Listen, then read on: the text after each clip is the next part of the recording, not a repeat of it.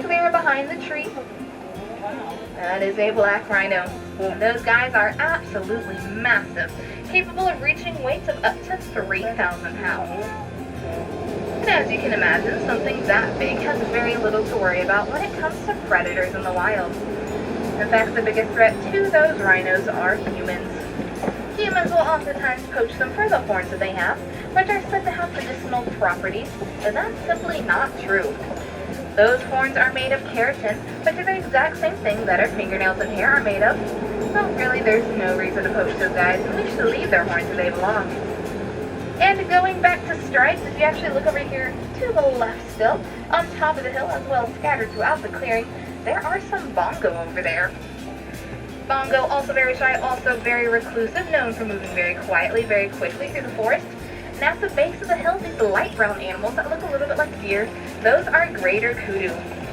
And unlike the bongo, only the male kudu have horns, so those were in fact some of the lovely ladies hanging out with all of those bongo.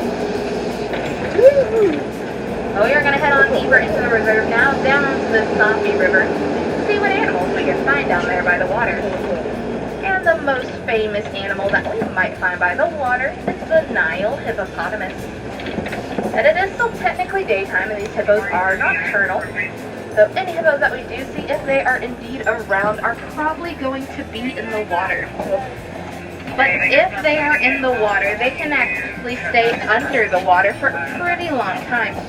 In fact, they can hold their breath up to 8 minutes at a time, but look there to the right, there is a hippo swimming all through the water there.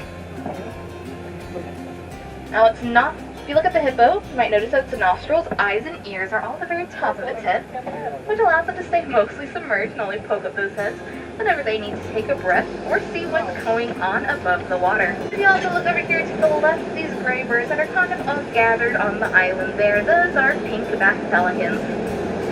Pink-backed pelicans get their name from the pink issue that their backs take on during mating season. And they may not look like it, especially after we just saw a hippo, but those pelicans are pretty big as well. Just like the saddle-billed stork from before, they also have a wingspan that reaches up to 9 feet across, which is about as wide as the canopy is above our heads. Keep a looking to the left because there are some beautiful Nile crocodiles down there on the bank. As well as in the water, seems to be quite a few of them.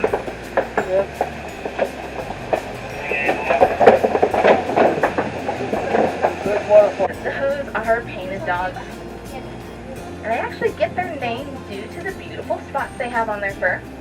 Those spots are unique and vary from individual dog to individual dog.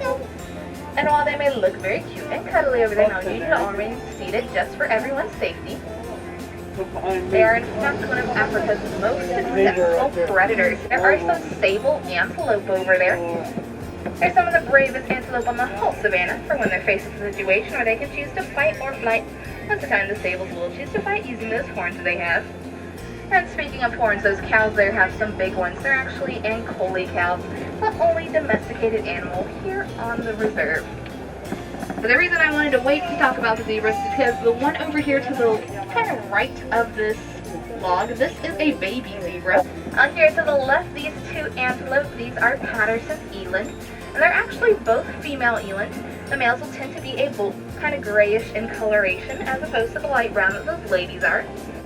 And a really cool fact about those wildebeest is that baby wildebeest can be up and running within the first 15 minutes of being born. If you look over here to the left, there is a whole tower of giraffe over there. Kind of back in the trees, we've got some younger giraffe as well as some adult giraffe. But those giraffes are the tallest land mammals in the world, capable of reaching heights of up to 17 to 19 feet tall, sometimes even taller. Right behind the trees over there, he's the big and fluffy one, that's the most dominant male. And those mandrills are the largest species of monkey in the world.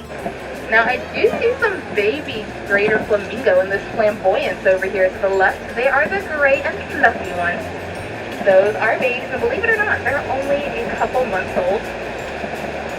But all of those flamingos are greater flamingo, which means they are the largest species of flamingo in the world, as well as the lightest pink in coloration. So you can tell from the babies that they don't start out that pink color. Does anyone know where they get it from? Now these guys are actually white rhinos, and I'm going to take us around so we can get closer to them. But as big as the black rhino was that we saw before, these white rhinos, even bigger, capable of reaching weights of up to 5,000 pounds.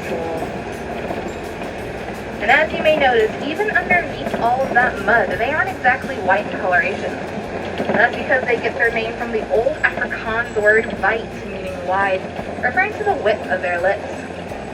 But when visitors heard them referred to as white rhinos, they thought they were calling them white rhinos, and so the name just sort of stuck. Like I said, there does seem to be a small crash over there. And if you keep looking to the left, there is an animal that is watching the white rhino, because there's a cheetah roaming around on that hill. And there are a number of cheetah here in this area. We've actually got another one as well in this second clearing. Now lions are kind of like our domestic house cats. They like to be up high. And these cozy rocks are some of the highest points on the whole reserve. But what you see that male lion doing up there is what you'll see most lions when you see them during the day. But when mealtime rolls around, he's still the one that will get the first pick.